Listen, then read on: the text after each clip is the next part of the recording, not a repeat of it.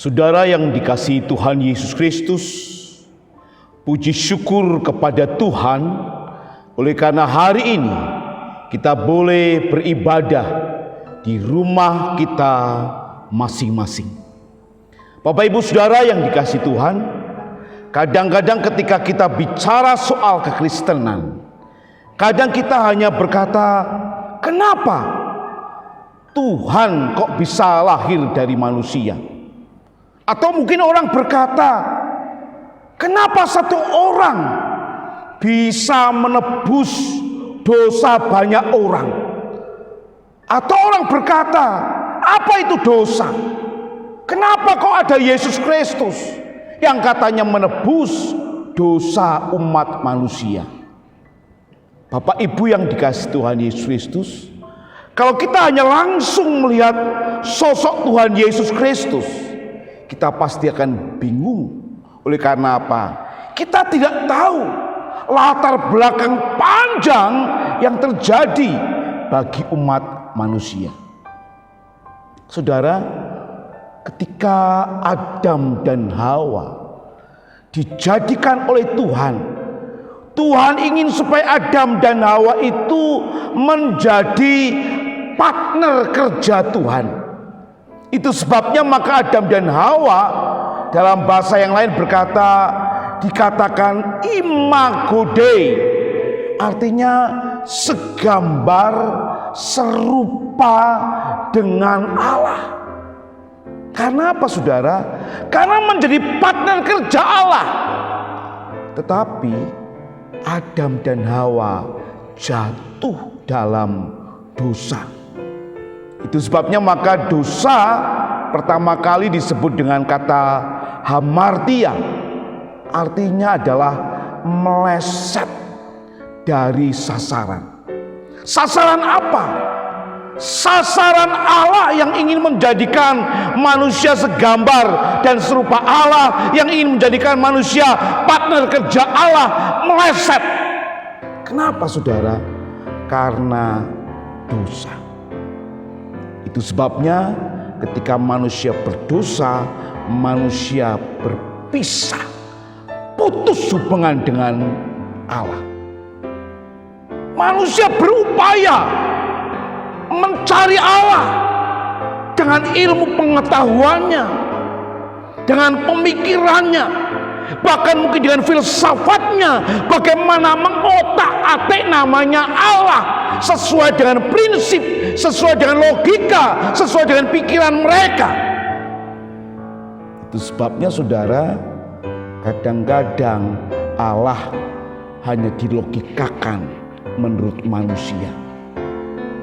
Itu adalah usaha manusia untuk mencari namanya Allah. Tetapi Bapak Ibu Saudara yang dikasihi Tuhan Yesus Kristus, apakah manusia bisa ketemu Allah? Apakah manusia bisa berjumpa dengan Allah? Tidak. Kecuali Allah yang menjumpai manusia. Kecuali Allah yang Maha Kudus itu datang kepada manusia. Sebab Allah yang Maha Kudus, Allah yang Akbar itu yang datang kepada manusia. Itu sebabnya Allah rela menjelma menjadi manusia, yaitu manusia Yesus Kristus.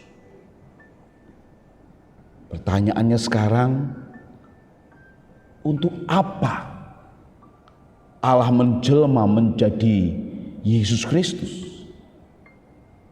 Untuk menggenapi dalam karya penebusan, yaitu darah. Sebab dalam kitab Musa dikatakan bahwa semua apapun untuk menutupi dosa manusia harus melalui darah. Itu sebabnya saudara, penebusan itu harus melalui darah. Dalam hukum Taurat ada namanya imam. Dalam bahasa Latinnya pontifex. Itu adalah jembatan. Imam berarti adalah jembatan penghubung antara Allah dengan manusia. Ketika imam pada waktu dalam perjanjian lama, imam membawa korban yang berupa darah untuk dirinya dan untuk umat manusia, khususnya orang-orang Israel. Supaya imam itu dilayakkan untuk datang menghadap Allah di ruang Maha Kudus. Saudara-saudara yang dikasihi Tuhan Yesus Kristus, itu adalah gambaran. Itu adalah sesuatu gambaran dari Allah untuk supaya manusia tahu tentang Allah dan bagaimana Allah ingin datang kepada manusia. Sekarang gambaran itu sudah nyata. Di dalam siapa? Di dalam Yesus Kristus. Itu sebabnya Bapak Ibu Saudara yang dikasihi Tuhan Yesus Kristus, mari kita membuka Alkitab kita bersama-sama. Dari kitab Ibrani pasal 10 ayat 19. Demikian firman Tuhan. Jadi saudara-saudara, oleh darah Yesus kita sekarang penuh keberanian dapat masuk ke dalam tempat kudus. Kita perhatikan bersama-sama. Dikatakan di sini, jadi saudara-saudara. Dalam pembukaan ayat 19 daripada pasal 10 kitab Ibrani memakai kata jadi. Dalam bahasa Yunaninya memakai kata enkostes ho. Itu artinya berarti adalah kalimat penegasan. Kalimat penegasan. Untuk apa perlu ditegaskan? Ditegaskan dengan karya Allah yang besar di dalam Tuhan Yesus Kristus. Itu sebabnya dalam bahasa Indonesia memakai kata jadi. Dalam bahasa Yunaninya exontes ho, karena itu. Perjalanan sejarah penebusan umat manusia puncaknya pada Tuhan Yesus Kristus. Itu sebabnya maka dikatakan jadi saudara-saudara, oleh darah Yesus kita sekarang penuh keberanian. Penuh keberanian. Dalam bahasa Yunaninya memakai kata parisian. Apa itu parisian? Yaitu keberanian untuk berbicara atau kebebasan di mana orang berbicara dengan semua apa yang dipikirkannya kepada Allah. Jadi Bapak Ibu Saudara yang dikasihi Tuhan Yesus Kristus, kata keberanian di sini bukan hanya berani dalam tanda kutip menghadap Allah, bukan, tetapi berani untuk berbicara, bebas untuk berbicara kepada Allah. Itu sebabnya maka memakai kata tonhagion. Tonhagion artinya ke tempat suci, dari kata hagios, kudus, artinya tempat perlindungan surgawi atau tempat Tuhan Yesus berada di sana adalah tempat perlindungan yang lebih baik. Itu sebabnya saudara-saudara yang dikasihi Tuhan Yesus Kristus, Alkitab menyatakan bahwa saya dan saudara penuh keberanian, bebas berbicara, bebas mengungkapkan apa saja di hadapan Tuhan Yesus Kristus, di hadapan Allah yang di dalam Kristus Yesus, yaitu Ton Hagion, di tempat yang suci. Perlindungan yang sungguh-sungguh ajaib itu. Bapak Ibu yang dikasihi Tuhan Yesus Kristus, bagaimana caranya? Seperti saya katakan dalam Perjanjian Lama, khususnya dalam kitab Taurat, manusia bisa ditutupi dosanya hanya dengan darah. Sekarang manusia bisa ditebus dosanya hanya dengan darah. Kalau dalam Perjanjian Lama memakai darah domba, tetapi yang sesungguhnya adalah darah Yesus Kristus. Itu sebabnya dalam bahasa Ibrani-nya selalu berkata kata kasep, ditutupi, menutupi segala kesalahan dengan darah. Nah, dalam bahasa Yunani-nya memakai kata apa? Hento hi hai mati Yesau. Hento hi hai mati Yesau.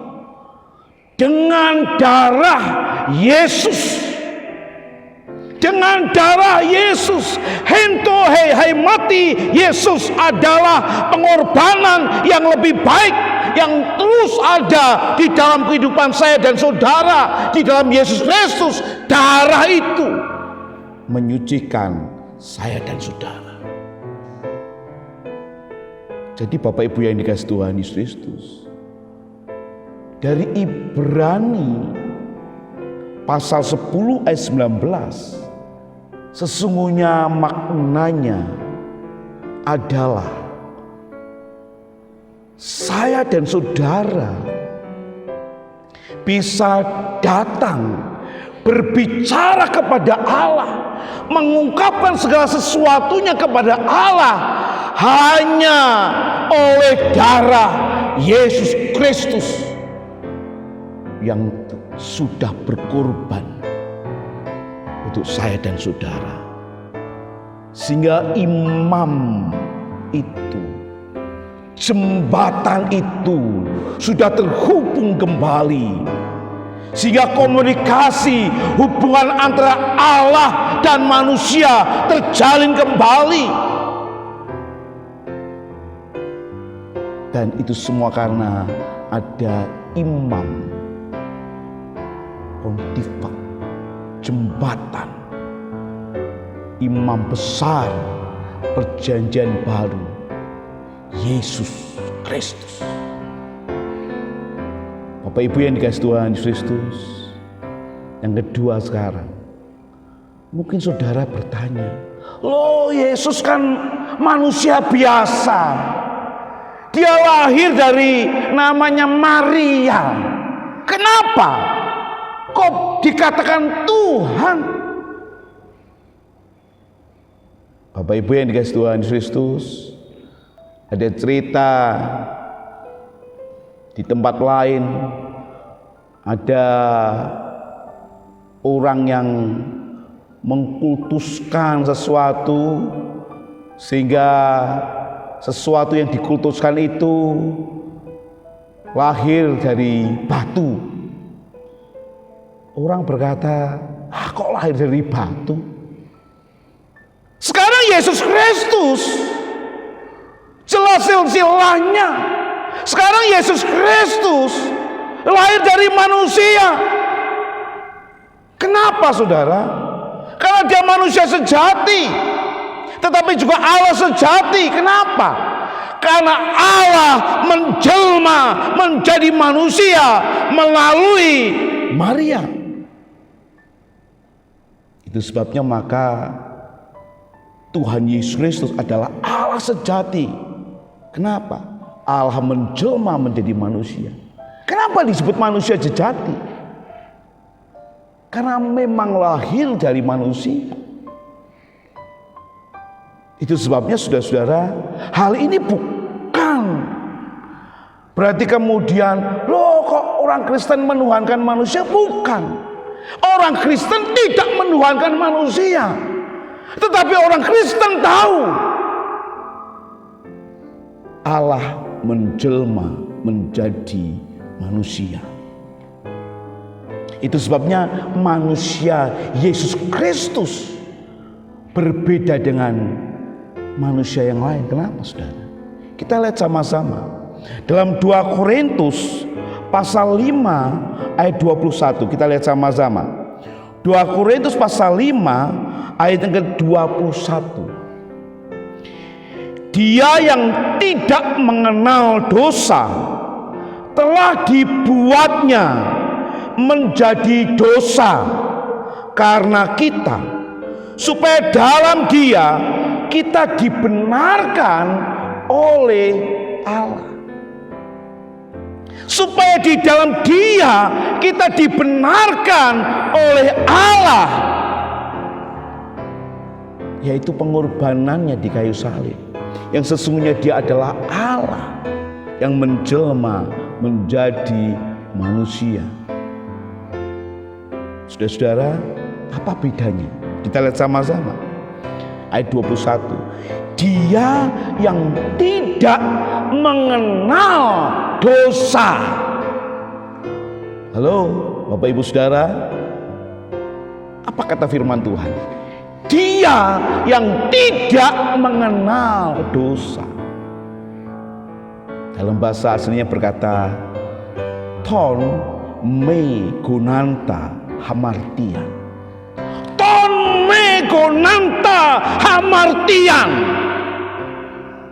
Kita lihat sama-sama kata me gunanta. Dalam bahasa Yunani adalah satu orang kedua partisip aktif auris dari kata ginosko. Apa itu ginosko? Ginosko itu adalah mengenal sangat dalam, mengenal begitu akrab, mengenal terus menerus sangat akrab. Kata ginosko. Nah saudara yang dikasih Tuhan, Alkitab berkata megonanta, artinya adalah tidak kenal secara pribadi. Artinya berarti Tuhan Yesus walaupun manusia biasa, tetapi tidak kenal dosa, hamartia, tidak kenal hamartia, tidak kenal dosa. Bukan kebal dosa, bukan. Beda saudara. Bukan kebal dosa, tetapi tidak mengenal dosa, atau tidak pernah berbuat dosa, atau juga berkata tidak tahu secara pribadi tentang namanya dosa. Itu sebabnya saudara, sekali lagi bahasa asli Yunani memakai kata ton megunanta hamartian, tidak tahu secara pribadi tentang dosa. Tetapi apa saudara? Dikatakan ia dibuat menjadi dosa. Ia dibuat menjadi dosa. Perhatikan, ia dibuat menjadi dosa. Hamartian epoisen, Hamartian epoisen artinya adalah menjadi. Artinya berarti saudara, epoisen dibuat menjadi dosa. Ini adalah substantif, bukan kata kerja. Artinya adalah Allah memperlakukan sebagai dosa, tetapi sesungguhnya tidak mengenal dosa. Allah memperlakukan manusia Yesus Kristus sebagai orang berdosa, tetapi sesungguhnya tidak mengenal dosa. Itu sebabnya memakai hamartian epoisen.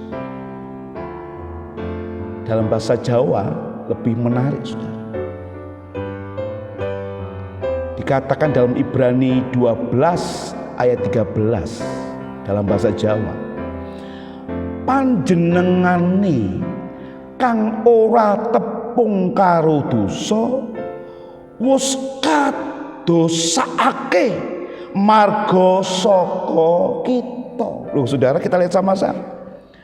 Panjenengane kang ora tepung karo dosa wis kadosakake. Artinya tidak mengenal dosa tetapi dibuat jadi dosa. Karena apa? Saya dan saudara. Sehingga fakta ini memberi pemahaman tentang seruan Tuhan Yesus sebelum Tuhan Yesus Kristus mengakhiri segala tugasnya di kayu salib, yang berkata, ya Allah, mengapa kau meninggalkan aku? Eloi, Eloi, lama sabatani. Ia yang tidak mengenal dosa dibuat menjadi dosa. Ia yang tidak tahu dosa dibuat menjadi dosa. Terkejut. Itu sebabnya berontak. Eloi, Eloi, lama sabatani. Ia yang suci, yang maha kudus, sekarang harus berkecimpung di dalam dosa. Ada sesuatu seruan tidak tahan, bukan karena siksaan, saudara, bukan karena salib, bukan karena paku yang tajam itu, bukan, tetapi karena dosa manusia yang begitu mendicikkan, sekarang ditimpakan semua dalam Kristus Yesus. Saudara-saudara yang dikasihi Tuhan Yesus Kristus, apa maksud semuanya itu? Kita perhatikan sama-sama. Dia yang tidak mengenal dosa telah dibuatnya menjadi dosa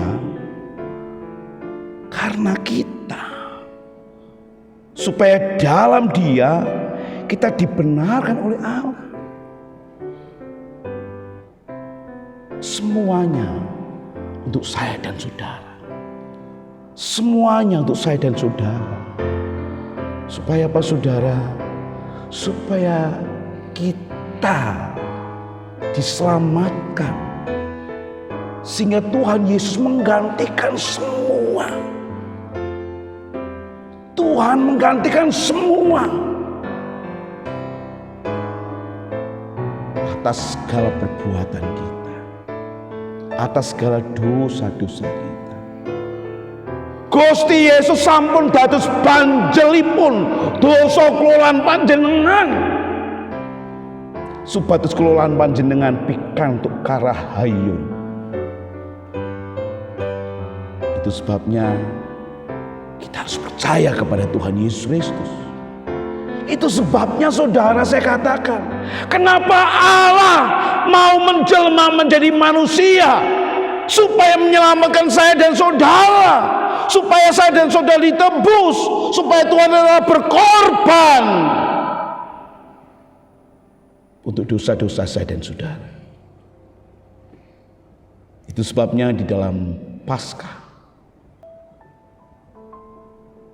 makna terbesar adalah pengorbanan Tuhan Yesus Kristus disalibkan itu, supaya kita diampuni dosa-dosanya.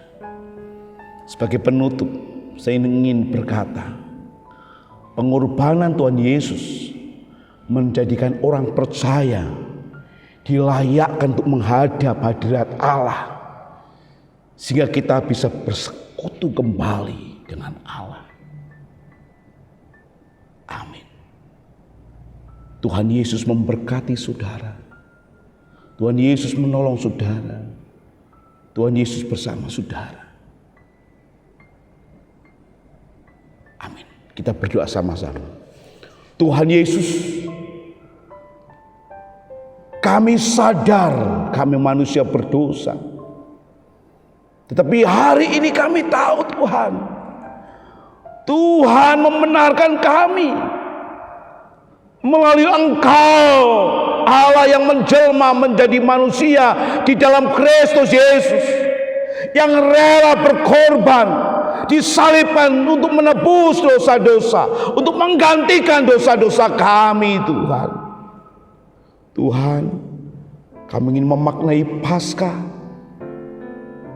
dengan sukacita karena kami telah ditebus oleh darah yang mahal, darah Kristus Yesus, sehingga kami boleh menghadap hadirat Allah, bercakap-cakap dengan Allah oleh karena pengorbanan-Mu di kayu salib.